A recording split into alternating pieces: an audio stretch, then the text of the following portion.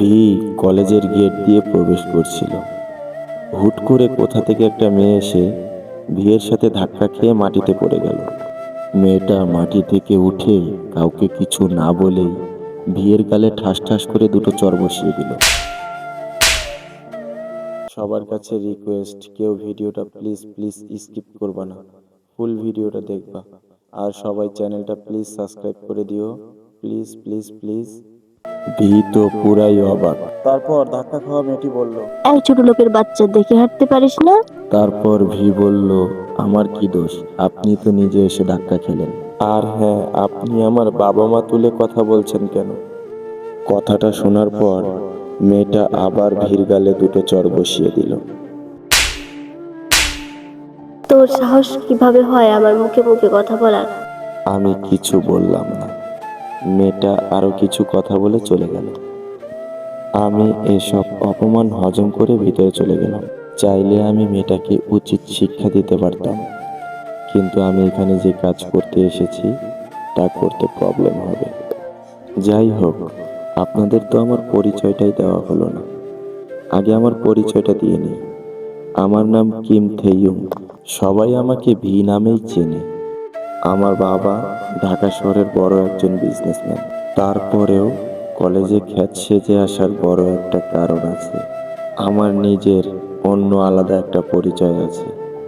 গল্পের সাথে থাকুন, আস্তে আস্তে সব জানতে পারবেন। যেই মেয়েটার সাথে ধাক্কা লাগলো সেই মেয়েটা কিন্তু দেখতে সেই, তবে অহংকারী, দেখলেই বোঝা যায়। যাই হোক, গল্পে আসি। এরপর ভি কলেজে প্রবেশ করলো। তারপর ভি সামনে হাঁটতে লাগলো। কিছু দূর হেঁটে সামনে দূরে কিছু বখাটে ছেলে একটা নিরীহ ছেলের উপর র্যাগিং করতেছে। ভি সোজা হেঁটে ক্লাসের দিকে যাবে, ঠিক এমন সময় পেছন থেকে ভিকে ডেকে উঠল। ভি পিছন ফিরে দেখে কয়েকটা ছেলে, এই কলেজেরই সিনিয়র মনে হয়, কিন্তু অনেক বখাটে। ছেলেগুলো ভিকে ডাক দিয়ে বলল, এই যে মিস্টার ক্ষেত, এদিকে আয়। তখন ভি অবাক হয়ে বলল, আমাকে বলছেন ভাইয়া? তখন ছেলেগুলো বলল, তুই ছাড়া তো ক্ষেত গাইয়া অন্য কাউকে চোখে পড়তেছে না আমাদের। রাগ উঠলেও কিছু বললাম না। জি ভাইয়া, বলুন। ওই খ্যাত, তুই কি এই কলেজে নতুন? জি ভাইয়া, আজকে আমি এই কলেজে নতুন জয়েনিং করছি। তারপর বকাটে ছেলেগুলো ভিকে বলল, ওই মিস্টার খ্যাত, এই নে ধর এটা, ওই মেয়েটাকে দিয়ে আয়। তারপর ভি অবাক হয়ে বলল, এতে কি আছে ভাইয়া? তারপর ছেলেগুলো বলল, যা আছে তোকে কি বলতে হবে, যেটা বলছি ওটা কর। তারপর ভি বলল, সে যাই থাকুক না কেন ভাইয়া, আমি এটা দিতে পারবো না। কথাটা বলেই যেই না ভি ক্লাসরুমের দিকে এগোতে যাবে, ঠিক এমন সময় ছেলেগুলো ভিয়ের কলার ধরে ফেলল। ভিয়ের মাথায় রক্ত উঠে গেল। ভি শান্ত গলায় কলারটা ছাড়িয়ে নিয়ে ছেলেগুলোর উদ্দেশ্যে বলল, আজ পর্যন্ত আমার কলারে কেউ হাত দেওয়ার মতো সাহস পায়, আজ প্রথম হাত দিচ্ছেন তাই কিছু বললাম না। দ্বিতীয়বার আর হাত দেওয়ার সাহস করিয়েন না, তাহলে হাতটা আর হাতের জায়গায় থাকবে না। তখন ছেলেগুলো রেগে গিয়ে বলল, কেন রে, দ্বিতীয়বার হাত দিলে কি করবি তুই? তারপর ভি বলল, এখন কিছুই করব না, সময় হলে দেখতে পারবেন আমি কি করতে পারি। এটা বলেই ভি ক্লাসের উদ্দেশ্যে রওনা দিল। তারপর ভি হাঁটতে হাঁটতে মনে মনে বলতে লাগলো, শালারা আমাকে র্যাগিং করতে আসছে, আমার পরিচয় জানলে আমার পায়ের নিচে পড়ে থাকবে।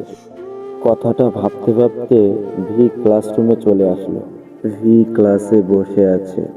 এমন সময় স্যার প্রবেশ করলো ক্লাসরুমে। স্যার ক্লাসে প্রবেশ করে সবাইকে উদ্দেশ্য করে বলল, গুড মর্নিং স্টুডেন্ট, কেমন আছে সবাই?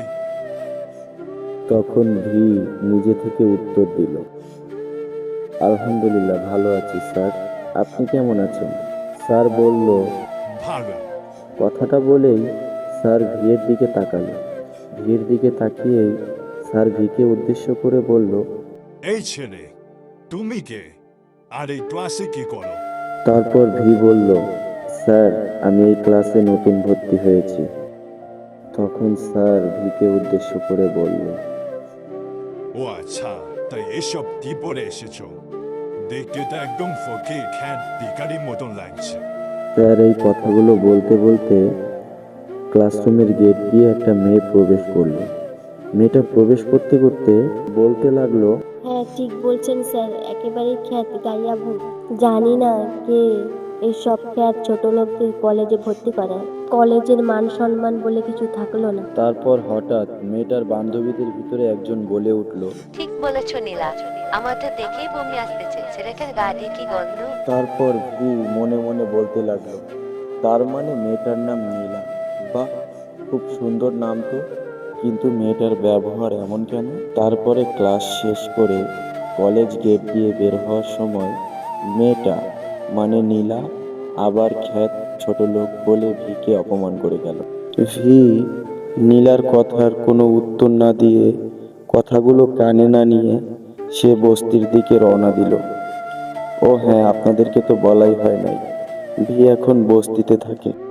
তারপরে ভি তার বস্তির রুমে গিয়ে খাবার খেয়ে ঘুমিয়ে পড়ে। পরের দিন সকালে ভি ঘুম থেকে উঠে সকালের নাস্তা করে আবার কলেজের উদ্দেশ্যে রওনা দেয়। আজকে ভিয়ের পরনে সাদা ছেঁড়া ফাটা শার্ট, ছেঁড়া ফাটা প্যান্ট, চোখে বড় একটা আদিম যুগের পাওয়ারি চশমা, চুলগুলো উস্কো খুস্কো তেল দেওয়া। ভি কলেজে পৌঁছিয়ে ক্লাসে গিয়ে সোজা লাস্ট বেঞ্চে বসে পড়ে। তারপর ভি কোনো রকম সবগুলো ক্লাস শেষ করে ক্লাস থেকে বেরিয়ে পড়ে ক্যাম্পাসের উদ্দেশ্যে। ভি তার চোখের চশমা ঠিক করে মাথা নিচু করে কারো দিকে না তাকিয়ে সোজা গিয়ে বসে পড়ে একটা বট গাছের নিচে। সাথে আরো স্টুডেন্টও ক্যাম্পাসে বসে আছে, যে যার মতো দল বেঁধে বসে, কেউ কেউ খাবার খাচ্ছে, কেউ কেউ পড়াশোনা করতেছে বই হাতে নিয়ে। ভি তার পকেটে হাত দিয়ে দেখে মাত্র 50 টাকার নোট।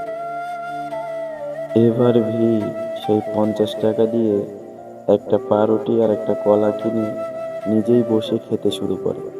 ঠিক তখনই কলেজের গেট দিয়ে প্রবেশ করে অনেকগুলো কালো রঙের গাড়ি। গাড়ি থেকে নেমে আসে অজানা একটা ব্যক্তি।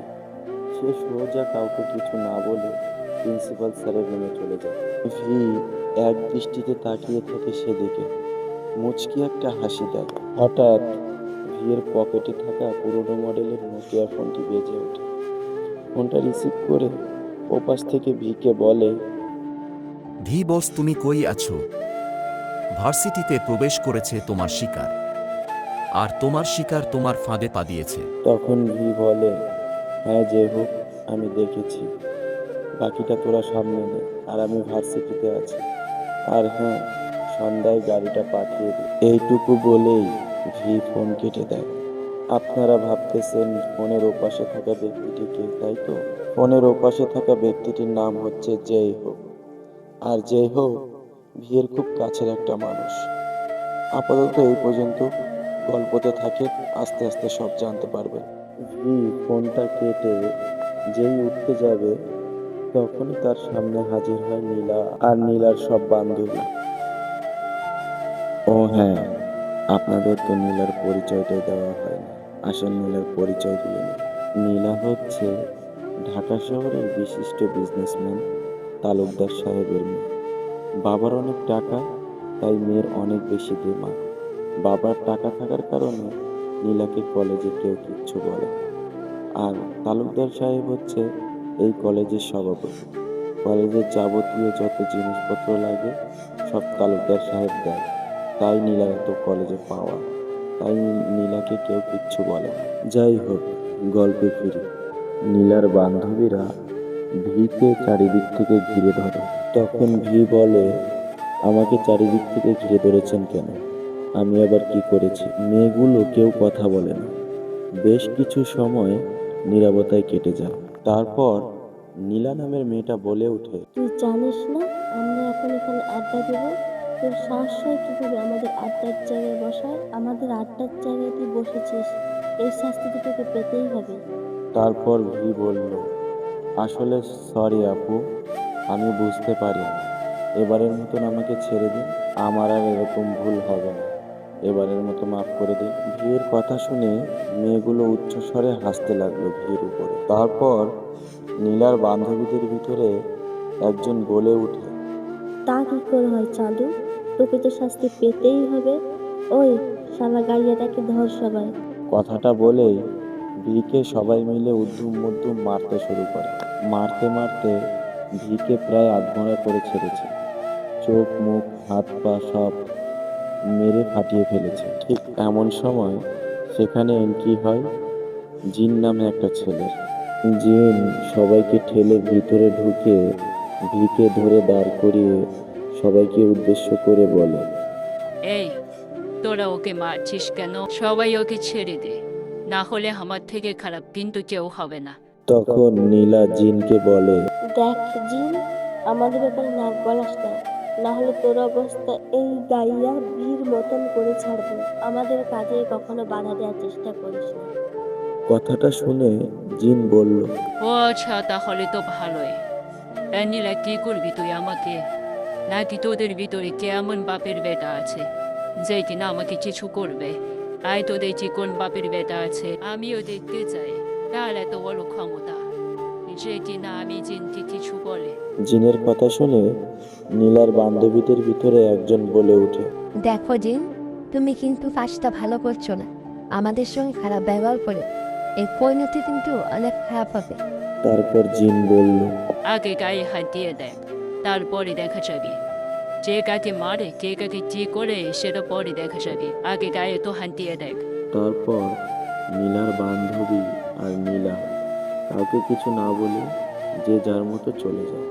তারপর জিন ভিকে ধরে নিয়ে ক্যান্টিনে নিয়ে গিয়ে বসায়। তারপর জিন ভিকে উদ্দেশ্য করে বলে, আচ্ছা, তোমার নাম কি? আর ওরা তোমাকে মারছিলই বা কেন? ও সরি, বলে তুমি করে বলে ফেলেছে, কিছু মনে করিয়েন না। তারপর ভি বলল, ছি ছি ভাইয়া, এগুলো কি বলছেন আপনি? আপনি আমার প্রাণ বাঁচিয়েছেন, আপনি আমাকে তুমি করে বলতেই পারেন, কোনো সমস্যা নেই ভাইয়া। তারপর জিন বলল, ও আচ্ছা, তাহলে তুমি বর্তমান কোন বর্ষে পড়তেছো আর তোমার বাসায় কে কে আছে?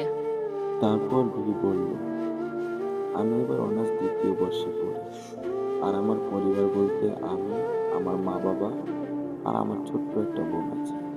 এই নিয়ে আমাদের সুখের সংসার। তারপর জিন বলল, ও আচ্ছা আচ্ছা, তাহলে তুমি আর আমি তো সেম ইয়া, তাহলে আমরা দুজনটি বন্ধ হতে পারি না?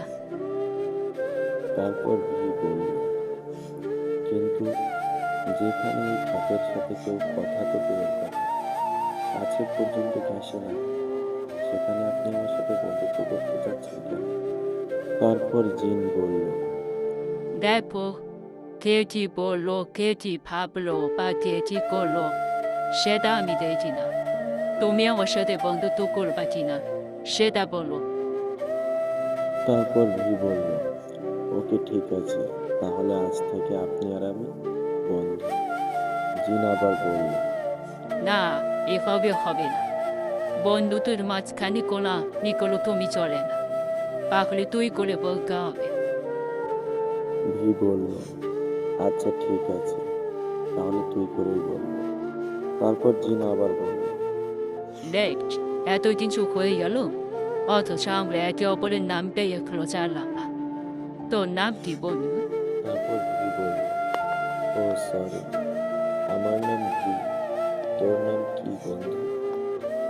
তারপর জিন বলল, বন্ধু, আমার নাম হচ্ছে জি। তারপর দুই বন্ধু ভি আর জিন মিলে অনেকক্ষণ আড্ডা দিল। তারা আড্ডা দেওয়া শেষ করে ভি আর জিন ভার্সিটি ক্লাসের উদ্দেশ্যে রওনা দেয়। আজকে জান্নাত ম্যামের ক্লাস আছে। জান্নাত ম্যাম হলো ভার্সিটির ইংরেজি লেকচারার। জান্নাত ম্যামের পুরো ক্লাসটা মনোযোগ দিয়ে শুনছে ভি আর জিন। তাদের দেখে তেলে বেগুনে জ্বলে উঠছে নীলা ও তার বান্ধবীরা। গাইয়া ছেলেটা দ্বিতীয় দিন কলেজে এসেই বন্ধু বাঁধিয়ে নিল এই নিয়ে নীলা ও তার বান্ধবীদের ভিতরে তুমুল কথা কাটাকাটি চলে। তারপর তারা সম্পূর্ণ ক্লাসগুলো শেষ করে যে যার মতো বাসায় চলে যায়। এদিকে ভার্সিটির ভিতরে যে কালো গাড়িগুলো প্রবেশ করেছিল, সেই গাড়িগুলোর ভিতরে যে লোকটি ছিল তার নামটা বেরিয়ে আসে। তিনি হলেন ঢাকা শহরের বিশিষ্ট বিজনেসম্যান আমজাদ গ্রুপ অফ ইন্ডাস্ট্রিজের মালিক আমজাদ শিকদার। আমজাদ শিকদার এখন মানুষের সাথে ভালো ব্যবহার করা শুরু করেছে। আবার আমজাদ শিকদার নাকি মেয়রে দাঁড়িয়েছে। সে একবার মেয়র হয়ে গেলে আবার শুরু করবে মানুষের সাথে অত্যাচারীমূলক কাজ, আবার শুরু করবে তার অবৈধ ব্যবসাগুলো। আমজাদ শিকদার সোজা হেঁটে গিয়ে প্রিন্সিপালের রুমে প্রবেশ করে, অনুমতি ছাড়াই চেয়ারে বসে পড়ে। তারপর আমজাদ শিকদার বলে ওঠে, এইবারে প্রিন্সিপাল তোকে কি প্রতি মাসে 2 লাখ টাকা তোর মুখ দেখার জন্য দেই? তুই এখন আমার মালগুলো সাপ্লাই করতে পারিস নাই কেন?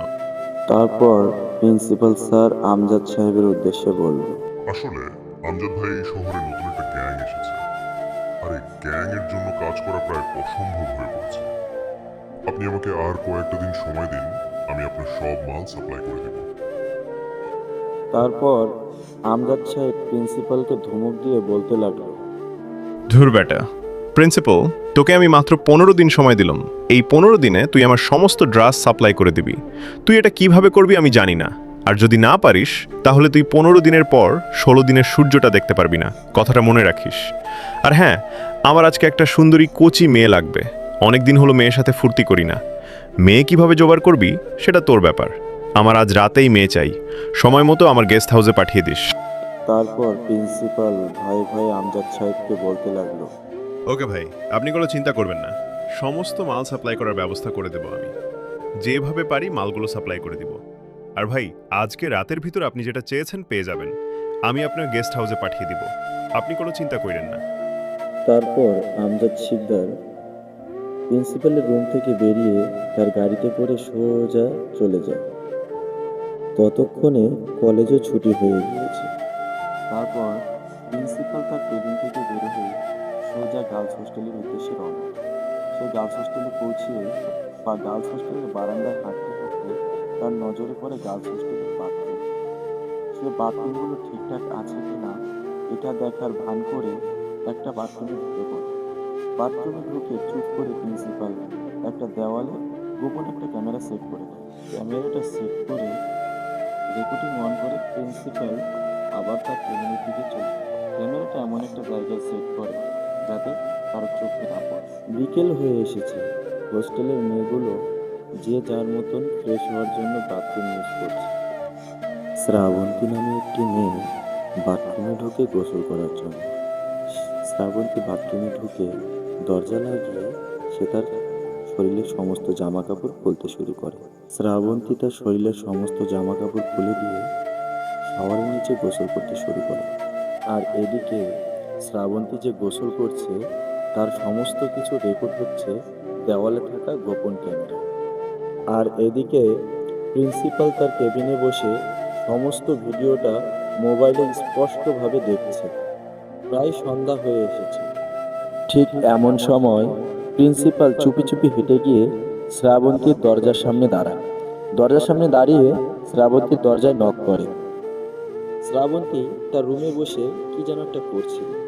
ঠিক এমন সময় তার দরজায় কে যেন নক করে। সে দরজা খুলতে গিয়ে দেখে, সে দরজা খুলে পুরাই অবাক। সে দেখে প্রিন্সিপাল সামনে দাঁড়ানো। শ্রাবন্তী চমকে ওঠে, ভয়ে ভয়ে বলে, আসসালামু আলাইকুম স্যার, আপনি? তখন প্রিন্সিপাল বলে, ওয়ালাইকুম আসসালাম। আমি শ্রাবন্তী, শোনো, তোমার জন্য একটা কাজ আছে। তোমাকে আজকে রাতে একজনের কাছে যেতে হবে, একজনের বাসায়। আর যদি না যেতে চাও তাহলে তোমার অনেক বড় ক্ষতি হয়ে যাবে। তোমার এমন জিনিস আমার কাছে আছে, তুমি যদি যেতে না চাও তাহলে সেই জিনিস আমি সবাইকে দেখিয়ে দিই। তারপর শ্রাবন্তী অবাক হয়ে বলল, কেন স্যার, কার কাছে যাব আর কেনই বা যাব? কি এমন জিনিস আছে আপনার কাছে আমার? তারপরে প্রিন্সিপাল পকেট থেকে ফোনটা বের করে সেই ভিডিওটা শ্রাবন্তীকে দেখায়। ভিডিওটা দেখে শ্রাবন্তী কান্না করতে করতে মাটিতে লুটিয়ে পড়ে। তারপর শ্রাবন্তী প্রিন্সিপাল স্যারকে কান্না করতে করতে আকুতি মিনতি করে বলে, স্যার আমি যদি আগে জানতাম আপনি এত খারাপ তাহলে কখনোই এই কলেজে ভর্তি হতাম না। স্যার আপনার পায়ে পড়ি আমার এত বড় সর্বনাশ করিয়েন না। স্যার আপনার পায়ে ধরি ওই ভিডিওটা ডিলিট করে দেন, না হলে আমি মরে যাব স্যার, কাউকে মুখ দেখাতে পারবো না। তারপর শ্রাবন্তীর কথা শুনে প্রিন্সিপাল বলল, দেখো শ্রাবন্তী, তুমি যদি আমার কথায় রাজি না হও তাহলে আমি এই ভিডিওটা নিয়ে নেট দুনিয়ায় ছেড়ে দেব। তারপর তুমি কাউকে মুখ দেখাতে পারবে না। তখন তোমার মরে যাওয়া ছাড়া কোনো উপায় থাকবে না। আর যদি আমার কথা শোনো তাহলে তুমি কলেজের ফার্স্ট স্টুডেন্ট হবা। আমি নিজে তোমাকে স্কলারশিপ দেওয়ার ব্যবস্থা করে দেব। আর কলেজে তুমি সকল ধরনের সাপোর্ট পাবা। বিনিময়ে তুমি আমার এই কথাটা রাখো, আর তোমাকে ভার্সিটির কোনো ফ্রি দিতে হবে না। তুমি একদম ফ্রিতে লেখাপড়া করবে। তারপর শ্রাবন্তী বলে উঠল, অনেক হয়েছে স্যার, এবার আপনার এসব বাজে কথা বন্ধ করুন। আর আপনার ফোন থেকে আমার ওই নোংরা ভিডিওটা ডিলিট করুন, না হলে আমি এবার আইনের আশ্রয় নিতে বাধ্য হব। তারপর প্রিন্সিপাল স্যার বলল, শ্রাবন্তী, তার মানে তুমি আমার কথা শুনবে না, তাই তো? তাহলে এবার নিজের মৃত্যুর জন্য প্রস্তুত হও, কারণ এই ভিডিওটা মাত্র এক ক্লিকে সারা পৃথিবীতে ছড়িয়ে পড়বে। তখন তুমি কাউকেই মুখ দেখাতে পারবে না। তখন তোমার নিজেকে শেষ করে দেওয়া ছাড়া আর কোনো উপায় থাকবে না। এবার তুমি ভেবে দেখো, কলঙ্কিনী হয়ে মৃত্যু ভালো নাকি তোমার এটা করা ভালো? তারপরও তোমার যত সুযোগ সুবিধা সব আমি দেব। শ্রাবন্তী আর কোনো উপায় না পেয়ে প্রিন্সিপাল স্যারের সাথে বেরিয়ে পড়ে আমজাদ শিকদারের বাসার উদ্দেশ্যে। প্রিন্সিপাল শ্রাবন্তীকে আমজাদ শিকদারের বাসায় রেখে প্রিন্সিপাল ওখান থেকে বেরিয়ে যায়। আমজাদ শিকদার মদের গ্লাস হাতে নিয়ে পার উপর পা তুলে দিয়ে তার গেস্ট হাউসে বসে সোফায় বসে টিভি দেখছিল। আমজাদ শিকদার মদের গ্লাসে চুমুক দিতে দিতে তার সামনে শ্রাবন্তীকে দেখে মুচকি হেসে উঠল। দেখতে দেখতে রাত অনেক গভীর হতে থাকে। চারিদিকে কুয়াশার আবরণ দেখা যাচ্ছে। রাস্তা দিয়ে যানবাহনের চলাচল খুবই কম। তারপর আমজাদ শিকদার শ্রাবন্তীকে ধরে জোরপূর্বক শ্রাবন্তীর ঘাড়ে বেশ কয়েকটা চুমু খেতে থাকে। শ্রাবন্তী ভয়ে ছটফট করতে থাকে। আমজাদ শিকদার ছাড়ে না। আমজাদ শিকদার জোরপূর্বক তার শরীর থেকে সমস্ত জামা কাপড় ছিঁড়ে ফেলে দেয়। শ্রাবন্তী আমজাদ শিকদারের পায়ে ধরে কান্না করতে করতে আকুতি মিনতি করে বলে, স্যার আমি আপনার পা দুটো ধরি, আমার এত বড় সর্বনাশ করিয়েন না। আপনি যা বলবেন আমি তাই করব, বিনিময় স্যার আপনি আমার এত বড় সর্বনাশ করবেন না। আমি আপনার মেয়ের মতো, আমার উপর রহম করুন স্যার, আমার এত বড় ক্ষতি করিয়েন না। আমজাদ শিকদার শ্রাবন্তীর কোনো কথাই শোনে না। হিংস্র পশুর মতো শ্রাবন্তীর দেহটাকে খুবলে খুবলে ছিঁড়ে খায়। নর পশুটা শ্রাবন্তীর যেখানে যেখানে কামড় বসিয়ে দিয়েছে সেখান থেকে রক্ত বেরোতে থাকে।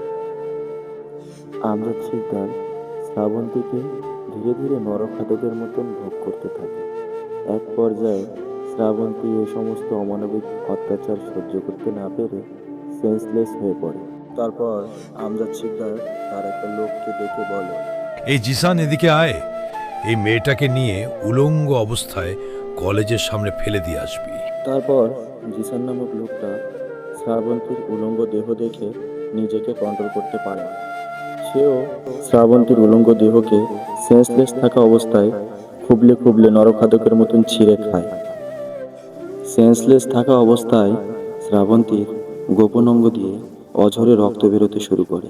শ্রাবন্তীর গোপন অঙ্গ থেকে অঝর ধারায় রক্ত পড়ার কারণে শ্রাবন্তী সেখানেই মারা যায়। তারপর জিসান গভীর রাত্রে শ্রাবন্তীর লাশটাকে নিয়ে উলঙ্গ অবস্থায় ভার্সিটির সামনে নিয়ে গিয়ে ফেলে দিয়ে আসে। রাত্র প্রায় 1:30 ছুঁই ছুঁই। এমতো অবস্থায় বস্তির একটা ঘর থেকে বেরিয়ে আসলো কালো একটা আগন্তুক। তার পরনে পা থেকে মাথা পর্যন্ত লম্বা কালো কালারের হুডি, মুখে মাস্ক, হাতে কালো গ্লাভস, পায়ে কালো শু, কালো জিন্সের প্যান্ট। তার পকেটে একটা পিস্তল গোজা। সে ঘর থেকে বেরিয়ে গুটি গুটি পায়ে বস্তির রাস্তা দিয়ে হেঁটে যাচ্ছে। কেউ জানে না এই কালো আগন্তুকটি কে। তারপর আগন্তুকটি একটু দাঁড়িয়ে তার পকেট থেকে একটা সিগারেট বের করে মুখে চেপে সিগারেটটি জ্বালিয়ে সিগারেটটিতে একটা টান দিয়ে ধোঁয়াগুলো উপরে ছেড়ে দিয়ে আবার হাঁটতে শুরু করে। হাঁটতে হাঁটতে আগন্তুক বস্তি থেকে বেরিয়ে মেন রোডে উঠে পড়ে। ঠিক এমন সময় তার সামনে থেকে কিছু কালো রঙের গাড়ি এসে তার সামনে থমকে দাঁড়ায়। গাড়ির ভেতর থেকে কেউ একজন দরজাটি খুলে দেয়। তারপর আগন্তুক গাড়িতে উঠে বসে।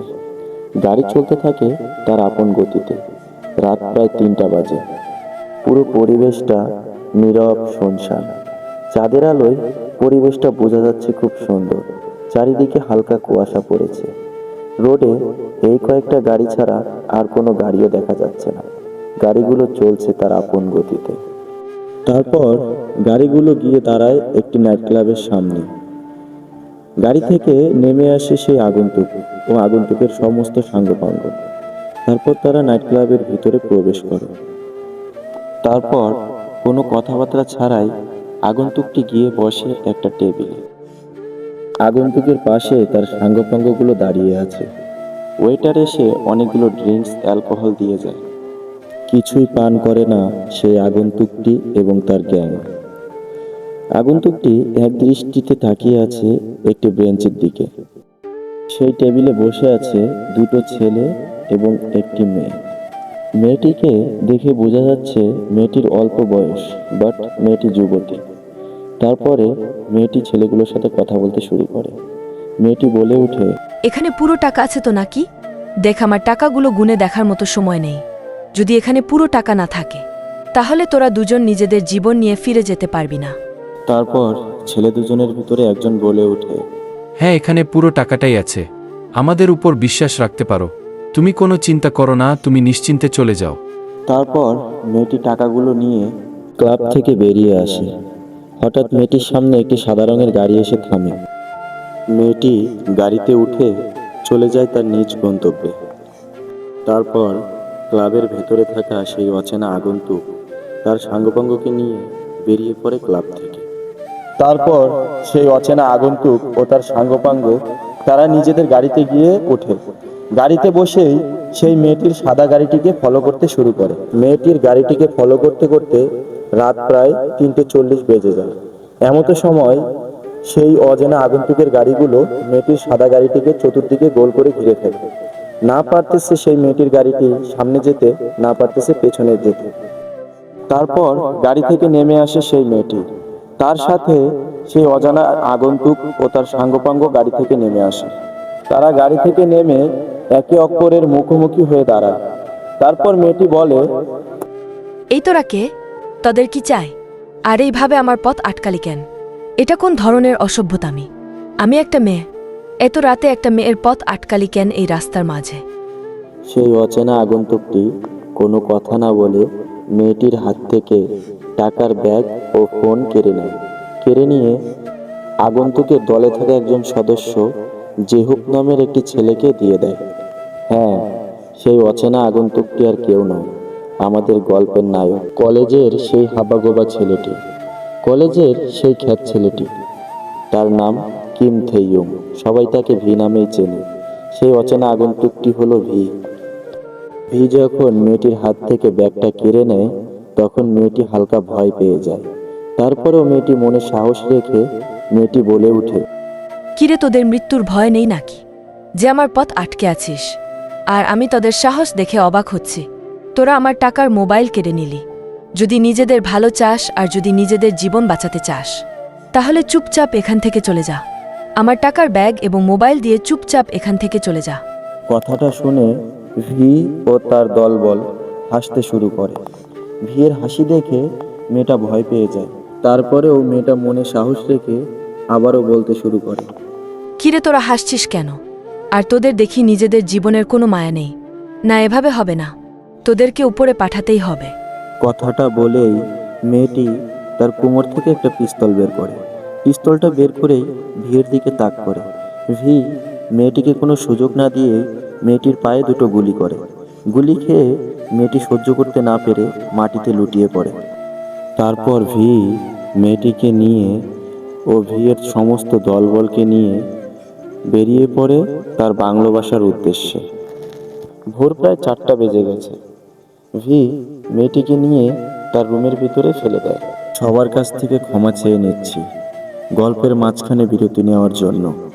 আমার কলিজার সমস্ত আর্মি এবং যারা এই গল্পটা শুনতেছো সবার কাছে রিকোয়েস্ট, পুরো গল্পটা না শুনে বা পুরো গল্পটা না পড়ে কেউ বাজে মন্তব্য করবা না। আমি আবারও বলছি, সবার কাছে রিকোয়েস্ট, পুরো গল্পটা না শুনে কেউ বাজে মন্তব্য করবা না। যাই হোক, আবার গল্পে ফিরি। তারপর ভি মেয়েটির সমস্ত জামা কাপড় খুলে ফেলে।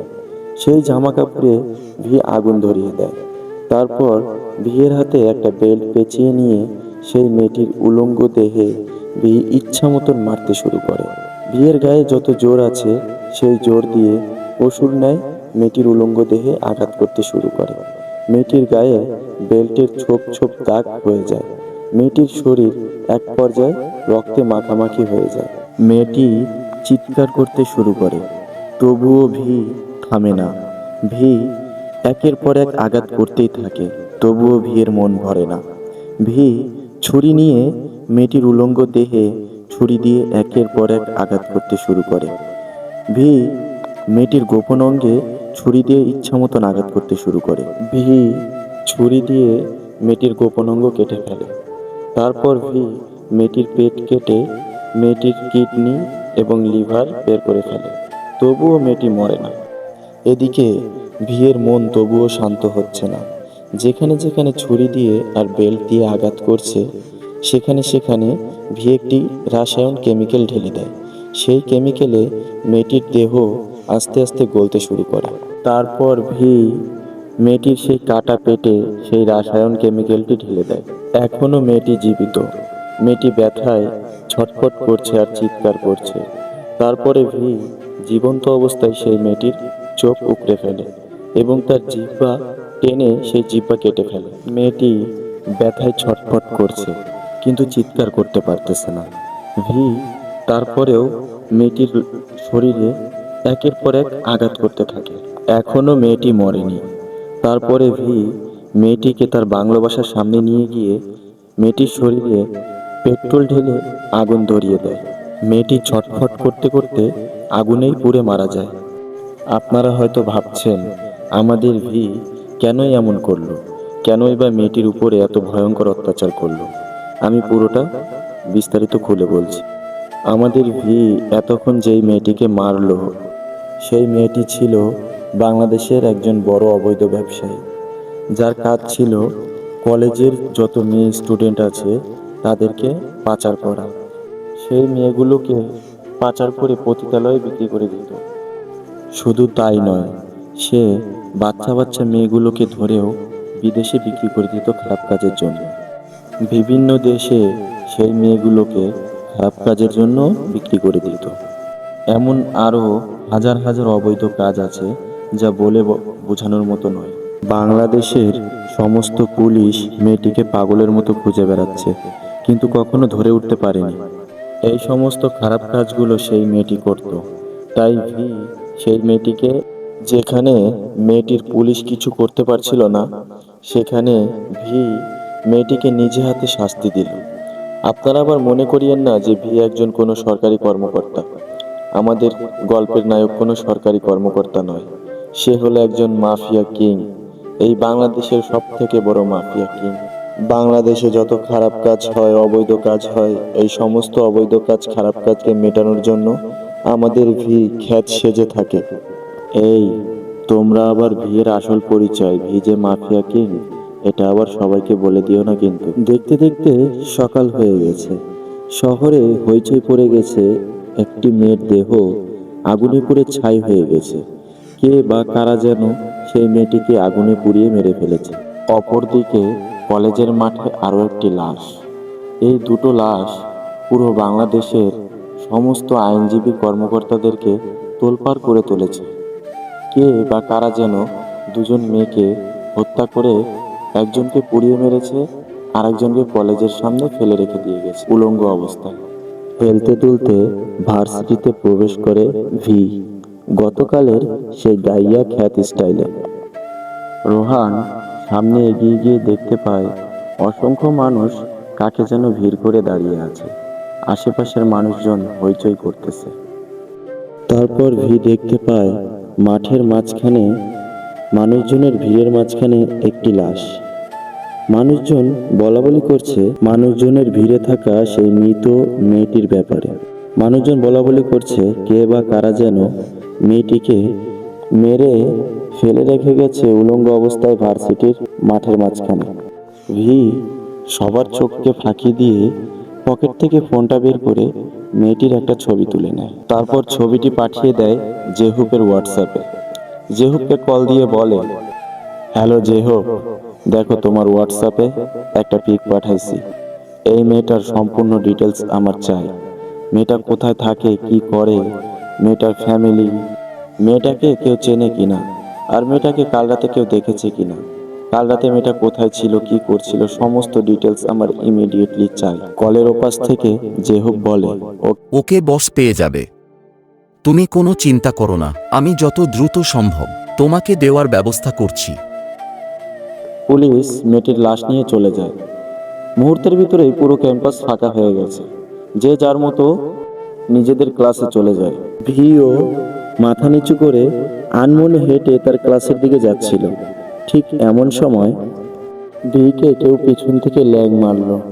ভি মুখ থুবড়ে মাটিতে পড়ে গেল। ভিয়ের কপালটা কেটে কপাল থেকে রক্ত বেরোতে লাগলো। মাটি থেকে উঠে ভি পিছন ফিরে দেখে ভিকে যে ল্যাং মারলো সেটি আর কেউ নয়, সেটি হলো নীলা। ভি মুচকি একটা হাসি দিয়ে আবার হাঁটতে শুরু করলো। কিছু দূর হেঁটে গিয়ে আবার পেছন থেকে তাকে নীলা ডেকে উঠলো। নীলা ডেকে তাকে বলল, ওই ফকিন্নি বাচ্চা, দাঁড়া। সরি না বলে কোথায় যাচ্ছিস? তুই যে আমাকে ধাক্কা দিয়ে আমার দামি ড্রেসটা নষ্ট করে দিলি, এটার ক্ষতিপূরণ কে দেবে? নীলার কথা শুনে ভি থমকে যায়। সে মাথা নিচু করে থাকে। এমতো অবস্থায় নীলার সমস্ত বান্ধবীরা চলে আসে। ভি কিছুক্ষণ নীরব থেকে মাথা নিচু করেই মৃদু কণ্ঠে বলে ওঠে, আপু আমার ভুল হয়ে গেছে আপু, সরি, আমি খেয়াল করিনি। আমি আসলে অন্য কিছু একটা মাথায় ভাবতে ভাবতে হাঁটছিলাম। সরি আপু, আমি সত্যি খেয়াল করিনি। নীলা ভিয়ের এই কথাটা শুনে ভার্সিটির এত মানুষের সামনে পরপর দুটো চড় লাগিয়ে দেয় ভিয়ের গালে। তারপর নীলা বলে ওঠে, ছোট লোক, গরিব, খ্যাত, তোর সাহস হয় কিভাবে? শুধু সরি বললেই হলো? যদি সরি বললে সবকিছু শেষ হতো, তাহলে আমার এই দামি ড্রেসটা নোংরা করার মূল্য কে দিবে? তোকে বিক্রি করলে তো এই ড্রেসটার মূল্য হবে না। হ্যাঁ, আর আমি বা কি বলছি? তুই তোর পুরো ফ্যামিলিকে বিক্রি করে দিলেও এই ড্রেসটার মূল্য দিতে পারবি না। কথাগুলো বলেই নীলা ভিকে আরো চড় মারতে যায়। ঠিক এমন সময় সেখানে চলে আসে জিন। জিনকে দেখে নীলার বান্ধবী বলে, ওই তো চলে এসেছে হিরো পপিনিটাকে বাঁচাইতে। তারপর জিন নীলা ও নীলার বান্ধবীদেরকে বলে, হ্যাঁ চলে এসেছি, তোদের কি? আর নেক্সট টাইম যদি আমার বন্ধু ভিকে ডিস্টার্ব করতে দেখি, তাহলে তোদের খবর খারাপ করে ফেলবো, এই বলে দিলাম। কথাগুলো বলেই জিন ভিকে নিয়ে ক্লাসের উদ্দেশ্যে রওনা দেয়। ওদের দুজনকে দেখে নীলা ও তার বান্ধবীরা জ্বলে পুড়ে যায়। তারপর জিন আর ভি হাঁটতে হাঁটতে দুজনে কথা বলতে থাকে। জিন ভিকে বলে, কি রে ভি, এভাবে আর কতদিন? তুই আর কতদিন মুখ বুজে ওদের অত্যাচার সহ্য করবি? এভাবে আর কতদিন চলবে ভি? এবার তো প্রতিবাদ করতে শেখ। জিনের কথা শুনে মাথা নিচু করে রাখে ভি। জিনের কোনো কথায় উত্তর দেয় না ভি। এভাবেই বেশ কিছুক্ষণ নীরবতায় কেটে যায়। ভি মাথা উঁচু করে জিনের দিকে তাকিয়ে একটা মুচকি হাসি দেয়। ঠিক এমন সময় ভিয়ের পকেটে থাকা ভাঙা ফোনটি বেজে ওঠে। ওপাশ থেকে কল করেছে জেহুপ। ভি কলটা রিসিভ করে কথা বলতে শুরু করে। ভি বলে, হ্যাঁ জেহুপ বলো। ওপাশ থেকে জেহুপ বলে, বস, সেই ছেলেটির সন্ধান পেয়েছি। ছেলেটি শহরের একটা টোকাই মাস্তানের সাথে মিশে বিভিন্ন খারাপ কাজ করে বেড়ায়, অবৈধ কাজ করে বেড়ায়, গরিব অসহায় মানুষদেরকে খুঁজে তাদের সাথে প্রতারণা করা, তাদেরকে ধ্বংস করা, বিভিন্ন কলেজে কলেজে ড্রাগস মাদকের ব্যবসা করা। ছেলেটির নাম জিসান। তার পেছনে আরও একটা ক্ষমতাশীল লোক আছে। তার কারণে সে কাউকে তোয়াক্কা করে না। পুলিশ তার কিছু করতে পারে না। তারপর ভি বলে, ওকে ঠিক আছে জেহুক, আমি দেখে নিব, তুই তোর কাজ চালিয়ে যা। আমি এখন ভার্সিটিতে আছি জেহুক, তাই এখন আর আমি তোর সাথে কথা বলতে পারবো না, ওকে রাখি। এটা বলে ভি ফোনটা কেটে দেয়। এপাশে জিন এগুলো দেখে পুরাই অবাক। সে অবাক দৃষ্টিতে ভিয়ের দিকে তাকিয়ে আছে। জিন ভিকে কিছু বলতেই যাবে, ঠিক এমন সময় ভি জিনকে থামিয়ে দিয়ে ওকে ধরে নিয়ে গিয়ে ক্লাসে নিয়ে গিয়ে বসায়। আজকেও ইংলিশ টিচার জান্নাত ম্যামের ক্লাস। জান্নাত ম্যামের ক্লাস করিয়ে দেখতে দেখতে ভার্সিটির অনেকগুলো ক্লাস শেষ হয়ে যায়। তারপর সবাই যে যার মতো ক্যাম্পাসের উদ্দেশ্যে বের হয়। সবাই ভার্সিটির ক্যাম্পাসে গিয়ে যে যার মতো আড্ডা দিচ্ছে, কেউ কেউ গেম খেলছে, কেউ কেউ খাবার খাচ্ছে, কেউ ল্যাপটপে মুভি দেখতেছে অথবা কেউ খেলতেছে, আবার কেউ কেউ শুয়ে শুয়ে গল্প করতেছে। অপরদিকে ভি আর জিন মিলে একটা বেঞ্চে বসে আড্ডা দিচ্ছে। ঠিক তখনই হঠাৎ করে ভার্সিটির গেট দিয়ে প্রবেশ করে কিছু গুন্ডা টাইপের বকাটে ছেলে। বকাটে ছেলেগুলো ক্যাম্পাসের মাঝখানে এসে বাইক দাঁড়া করে রাখে।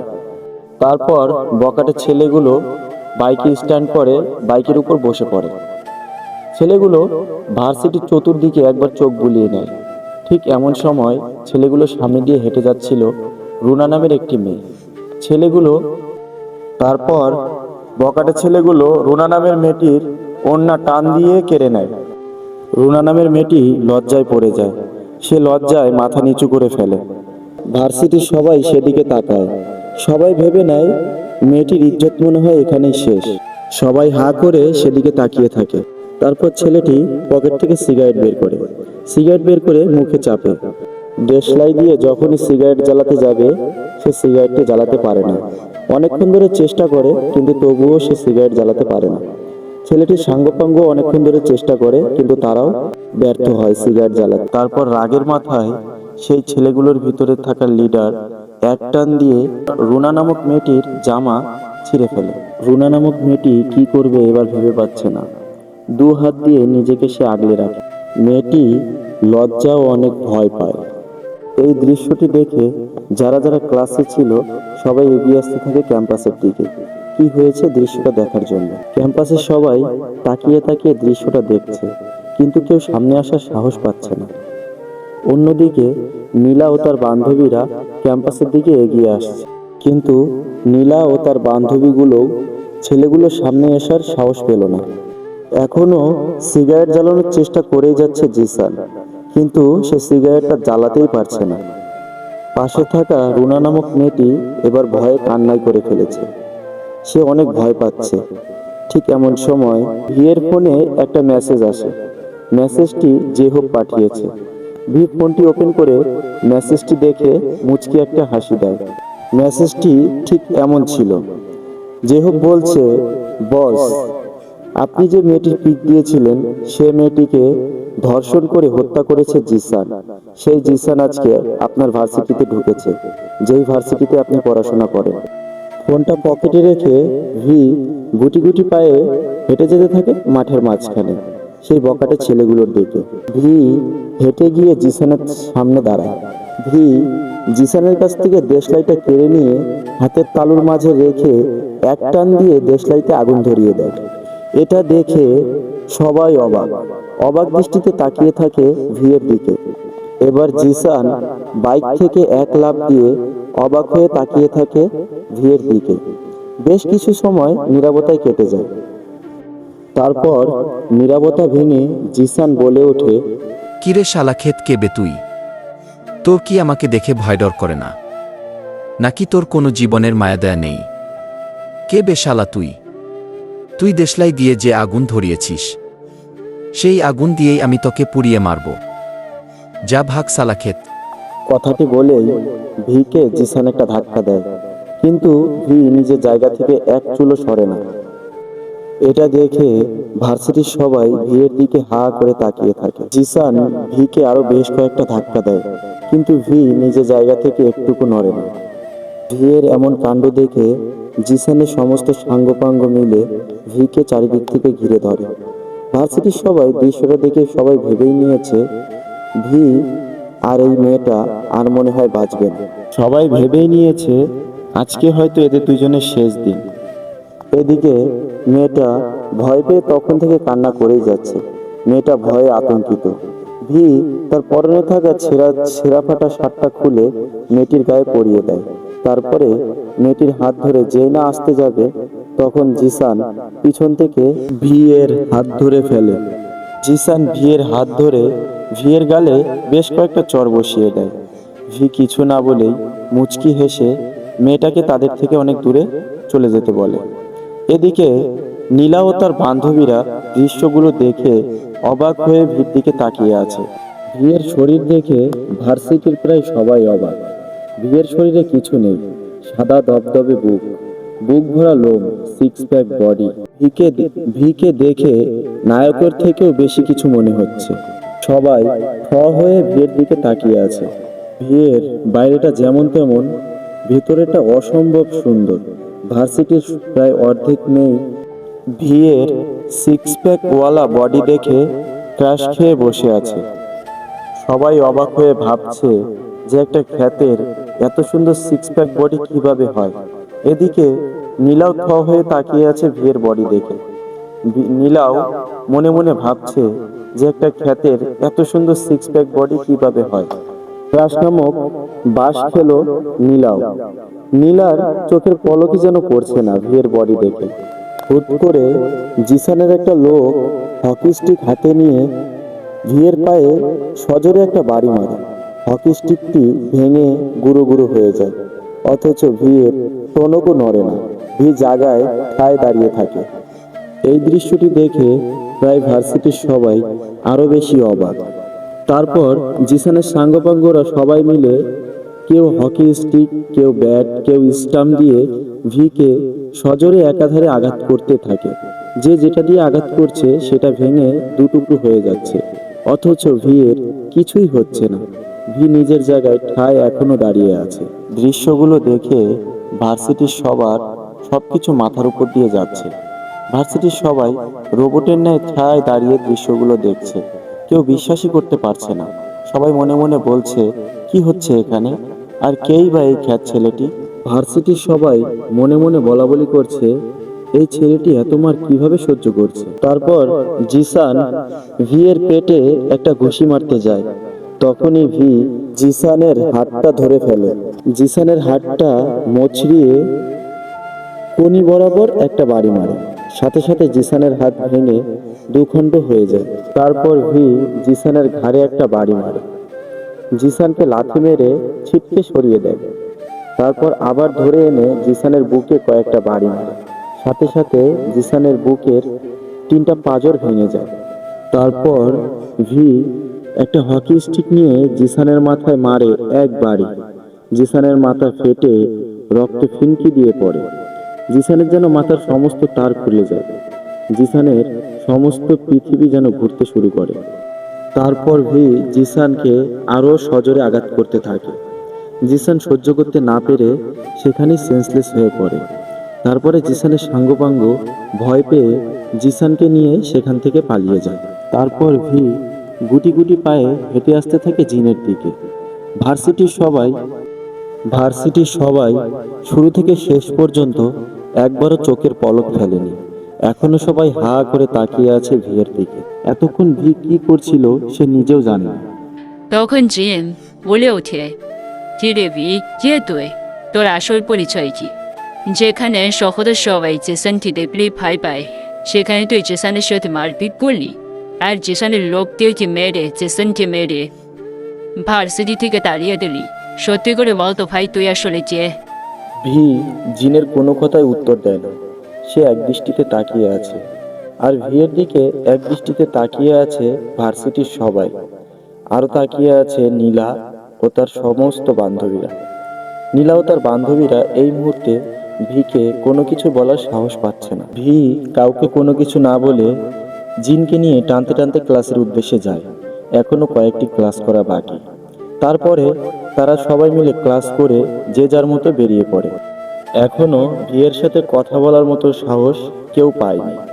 ভি নিজের মতো মাথা নিচু করে গুটি গুটি পায়ে হেঁটে যায় রাস্তার দিকে। সে রাস্তার এক কিনারে দাঁড়ায়। ভিয়ের সামনে ছাঁ করে একটি কালো গাড়ি এসে থামে। ভি সেই গাড়িতে উঠে চলে যায়। এই দৃশ্যটি চোখ এড়ায়নি নীলার। তারপর নীলা হা করে তাকিয়ে আছে ভিয়ের যাওয়ার দিকে। সে মনে মনে ভাবছে, কে এই ছেলেটা, এত সাহস কোথা থেকে পায়? তারপরে এই ক্ষেত ছেলেটা এত দামি গাড়িতে উঠে কোথায় বা যাচ্ছে? সে এত দামি গাড়ি কোথায় পেল? এদিকে ভি গাড়ি নিয়ে চলে আসে একটি অসম্ভব রাজপ্রাসাদের সামনে। গাড়িটি রাজপ্রাসাদে প্রবেশ করে। ভি গাড়ি থেকে নামে। ভি গাড়ি থেকে নেমে রাজপ্রাসাদের ভিতর প্রবেশ করে। যখনই ভি গেট দিয়ে ভিতরে প্রবেশ করবে, ভেতর থেকে রোকেয়া বেগম বলে ওঠে, এই দাঁড়া, কথায় গিয়েছিলি? তোর বাবা একাই অফিস সামলাচ্ছে আর তুই বেড়াচ্ছিস মাস্তানি করে। ভি কোনো জবাব দেয় না, চুপচাপ মাথা নিচু করে দাঁড়িয়ে থাকে। রোকেয়া বেগম আবার বলে ওঠে, এখন থেকে তোকে অফিস সামলাতে হবে, আর যেন তোকে বাইরে ফালতু মাস্তানি করতে না দেখি। তোর কিন্তু অনেক রেকর্ড খারাপ। তোর বাবা তোর উপর অনেক বেশি রেগে আছে। রোকেয়া বেগম হচ্ছে ভিয়ের আম্মু, আর ভিয়ের আব্বুর নাম ফয়সাল চৌধুরী। চৌধুরী গ্রুপ অফ ইন্ডাস্ট্রিজের একমাত্র প্রতিষ্ঠাতা। আর ভি হলো ফয়সাল চৌধুরী ও রোকেয়া বেগমের একমাত্র সন্তান। তারপর ভি তার আম্মুর কোনো কথার উত্তর না দিয়ে সোজা চলে যায় তার রুমে। ভি ফ্রেশ হয়ে বিছানায় ধাপ করে শুয়ে পড়ে। দেখতে দেখতে সন্ধ্যা পেরিয়ে রাত হয়। কেউ ডাকতে আসেনি ভিকে। দেখতে দেখতে রাত 10টা বেজে যায়। এখনো ঘুমিয়ে আছে ভি। ভিকে এখনো কেউ ডাকতে আসেনি। এমন সময় হঠাৎ করে ভিয়ের ফোনে একটা কল আসে। কলের শব্দে ভিয়ের ঘুমটা ভেঙে যায়। ভি ফোনের স্ক্রিনে তাকিয়ে দেখে জেহুব কল দিয়েছে। ভি ফোনটা রিসিভ করে জেহুবকে বলে, হ্যাঁ জেহুব বলো। ওপাশ থেকে জেহুব বলে, বস, জিসান নামের ছেলেটি আজকেও একটা অপরাধ করেছে। আর শ্রাবন্তী নামে যে মেয়েটি কলেজে পড়েছিল মৃত অবস্থায়, ওই মেয়েটির মৃত্যুর পিছনে জিসানেরও হাত আছে। বস, আমরা ওকে গোডাউনে তুলে এনেছি। এখন ওকে কি করব বস? তারপর ভি বলে, ওকে, আমি আসা পর্যন্ত ওকে 3rd ডিগ্রি দিতে থাকো, আর এটা জানার চেষ্টা করো এর পিছনে মাস্টার মাইন্ড কে। এটা বলেই ফোনটা কেটে দেয় ভি। এদিকে জেহুব একের পর এক 3rd ডিগ্রি দিতে থাকে জিসানকে। মারতে মারতে প্রায় আধমরা করে ফেলেছে। হাত পা মুখ দিয়ে রক্ত গড়িয়ে পড়ছে, তবুও কিছু বলছে না জিসান। পাগলের মতন জিসান একের পর এক হেসেই চলেছে। রাত প্রায় 11টা ছুঁই ছুঁই। এমন সময় ভি তার বাসা থেকে রওনা দিয়ে গোডাউনে এসে পৌঁছালো। ভিকে একটা চেয়ার এনে দেওয়া হয়। ভি চেয়ারটিতে গিয়ে বসে। তারপর ভি একটা কবদা দিয়ে জিসানের 2 হাতের 10 আঙ্গুল কেটে ফেলে। সেই কাটা আঙ্গুলগুলো সুই সুতা দিয়ে আবার সেলাই করে দেয় ভি। জিসান শুধু চিৎকার করেই চলেছে, কিন্তু জিসানের চিৎকারের আওয়াজ ভিয়ের কান পর্যন্ত পৌঁছাচ্ছে না। তারপর ভি একটা হাতুড়ি তুলে নেয়। হাতুড়ি দিয়ে একের পর এক জিসানের শরীরে আঘাত করতে থাকে। যেখানেই হাতুড়ি দিয়ে আঘাত করছে সেখানে ক্ষতর সৃষ্টি হচ্ছে। রক্ত ফিনকি দিয়ে বেরোচ্ছে জিসানের শরীর থেকে। জিসান পাগলের মতো চিৎকার করে চলেছে। তারপর ভি জিসানকে বলে, বল, তোর পিছনে কে আছে? তোদের সাথে মাস্টার মাইন্ড কে? কার সাথে মিলে তোরা এই অবৈধ কাজগুলো করিস? ভি আরো জিজ্ঞাসা করে, বল, ওই মেয়েটাকে তোরা কেন হত্যা করলি? কেন ওই মেয়েটাকে ধর্ষণ করলি? কি দোষ ছিল মেয়েটার? এর পিছনে কে কে আছে আমাকে বল। জিসান ভিয়ের কোনো কথার উত্তর দেয় না। জিসান পাগলের মতো হেসেই চলেছে। এত কষ্টের মধ্যেও জিসানের যেন হাসি কমছে না। ভিয়ের কথাগুলো যেন জিসানের কানে পৌঁছচ্ছে না। জিসান পাগলের মতো হেসেই চলেছে উচ্চস্বরে। তারপর ভি হাতুড়ি দিয়ে জিসানের শরীরে আরো কয়েকবার আঘাত করে। জিসানের যেন কোনো কেয়ারই করে না। জিসানের হাসি দেখে ভি রেগে গিয়ে জিসানকে চেয়ারে বসা থাকা অবস্থায় জিসানের পুরো সঙ্গে একটা লাথি মারে। এমতো অবস্থায় জিসান ছিটকে গিয়ে দূরে গিয়ে পড়ে। ব্যথা সহ্য করতে না পেরে এক গগন ফাটা চিৎকার দেয়। গগন ফাটা চিৎকারে যেন পুরো গোডাউন কেঁপে ওঠে। জিসান ব্যথা সহ্য করতে না পেরে চিৎকার করে কেঁদে ওঠে। কাঁদতে কাঁদতে ভিকে বলে, ভাই, আমাকে ছেড়ে দাও। আমার কোনো দোষ নেই। আমি নির্দোষ। আমি টাকার জন্য এগুলো করি। ওরা আমাকে টাকা দেয়, তার কথা মতো চলি। তারা কাজের আদেশ দেয়, আমি কাজ করে দেই। বিনিময়ে আমি টাকা পাই। মানুষ খুন করা থেকে ড্রাগস, নারী পাচার, শিশু পাচার, মানুষ ঠকানো, মাদক, নারী নির্যাতন, আরও ইত্যাদি অনেক ধরনের ক্রাইম করে থাকি আমি। জিসানের কথা শুনে ভি থমকে যায়।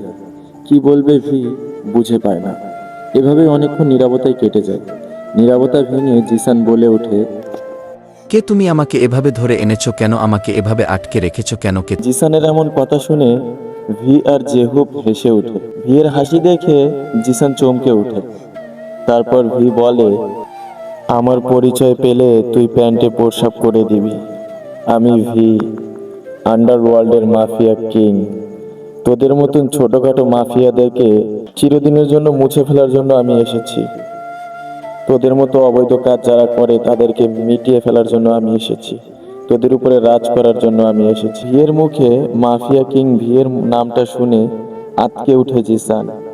তারপর জিসানকে কোনো কথা না বলতে দিয়ে একটা ধারালো ছুরি দিয়ে একের পর এক আঘাত করতে থাকে জিসানের শরীরে। তারপরে ভি জিসানকে বলে, বল তোদের পিছনে মাস্টারমাইন্ড কে? তোদের পিছনে কার হাত আছে? ভিয়ের আঘাত সহ্য করতে না পেরে জিসান সবকিছু ভিকে বলে দেয়। জিসান বলে, এই সমস্ত খারাপ কাজের পিছনে আছে আমজাদ চৌধুরী। ঢাকা শহরে যত অবৈধ সমস্ত কিছু আমরা চৌধুরী করে, আর এর সাথে মিলিত আছেন আপনাদের কলেজের প্রিন্সিপাল। প্রিন্সিপাল সব কিছু জানে। কলেজের ভিতরে মাদক ব্যবসা, ইয়াবা, ড্রাগস, মেয়েদেরকে নিয়ে দংশন করে তাদেরকে বিদেশে পাচার করা, এই সমস্ত কিছু প্রিন্সিপাল আর আমজাদ চৌধুরী মিলে একসাথে করে। তারপর ভি জিসানকে আর কোনো কথা বলতে না দিয়ে ছুরি দিয়ে জিসানের শরীরে একের পর এক আঘাত করতে থাকে। আঘাতের কারণে জিসানের শরীর থেকে ফিনকি দিয়ে রক্ত বেরোতে থাকে। তারপরে ভি জিসানের গলার ভিতরে একটা ছুরি ঢুকিয়ে দেয়। ছুরিটি গলার এপার ওপর হয়ে যায়। জিসান সেখানেই মারা যায়। তারপরে ভি তার গাড়ি নিয়ে বাসায় চলে আসে। কোটিপতি বাবার একমাত্র ছেলে ভি। বাবার কোটি কোটি টাকার সম্পদ, তারপরেও ছেলে একজন রাজনীতিবিদ ঢাকা শহরে, আবার বাংলাদেশের আন্ডারওয়ার্ল্ডের সব থেকে বড় মাফিয়া কিং। ভিয়ের মাফিয়া কিং হওয়ার একটাই কারণ, গরিব দুঃখী মানুষকে সাহায্য করা। ভি আন্ডারওয়ার্ল্ডের থেকে গরিব দুঃখী মানুষকে সাহায্য করে থাকে। ভি কি পারবে আমজাদ শিকদার ও কলেজের প্রিন্সিপালকে ধরে শাস্তি দিতে? ভি কি পারবে এবার এই অন্যায় দমন করতে? এই সমস্ত কিছু জানতে পারবো আমরা কলেজের ক্ষেত ছেলেটি যখন মাফিয়া কিং সিজন 2। তো সবাই সিজন 2 এর জন্য অপেক্ষায় থাকো। আর যারা যারা গল্পটা শেষ পর্যন্ত দেখছো সবাই শেষে কমেন্টে লিখে যাবো সিজন 2, তাহলেই আমি বুঝতে পারবো তোমরা গল্পটি শেষ পর্যন্ত দেখেছো। আজকের জন্য এই পর্যন্ত, দেখা হবে সিজন 2 এ। আসসালামু আলাইকুম কলিজারা, সবাই ভালো থাকো।